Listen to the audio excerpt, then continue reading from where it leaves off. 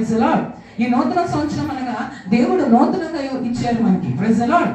మనం గుర్తుపెట్టుకోవాలి, నూతన సంవత్సరం అనేది కొనుక్కుంటే దొరికేది కాదు, నేర్చుకుంటే వచ్చేది కాదు. Praise the lord.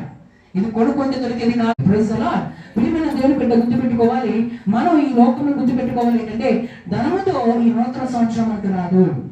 ఒకవేళ నిజంగా అలాగే భూమి తిరుగుతుంది, సూర్య చంద్రులు వస్తున్నారు వెళ్తున్నారు, అలాగే రాత్రి పగలు అవుతుంది అంటే దాన్ని జరిగించే దేవుడు ఉన్నారు. అదే దేవుడు నీ జీవితాన్ని కూడా ఈ రోజు మారుస్తున్నారు. నువ్వు చేయాల్సినంత ఒకటే, నువ్వు విశ్వసించే సరిపోతుంది. హల్లెలూయా. నువ్వు విశ్వసించాలి నా ప్రియమైన దేవుని బిడ్డ. ఇది పెద్ద కష్టమేమీ కాదు.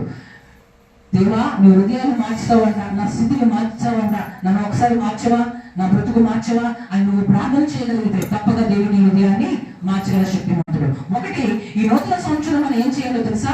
ప్రార్థన చేయాలి. హల్లెలూయా. ఈ నూతన సంవత్సరంలో ఒక 10 విషయాలు చెప్పి నేను ముగిస్తాను.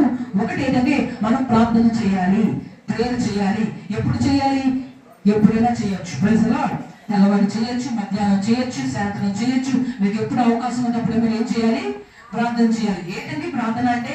ప్రార్థన అంటే పెద్ద ఏదో డిగ్రీ చేయాల్సిన అవసరం లేదు. ప్రార్థన అనగా నీ మనసుకి, నీ హృదయానికి ఏదైతే భారంగా నూతన సంవత్సరంలోకి ఇచ్చిన దేవుడు మాత్రమే. ఈ దేవుడు ఈ నూతన సంవత్సరం ఇచ్చారు కాబట్టి మనం ఈ నూతన సంవత్సరంలో ఉట్టుగా వెళ్ళిపోకూడదు, కానీ దేవుడి చిత్త ప్రకారము దేవుడిని మోసుకుంటూ వెళ్ళాలి. వాక్యం సెలవిస్తున్నాయి. ఆదికాండము 5వ అధ్యాయం 24వ వచనము ఏమని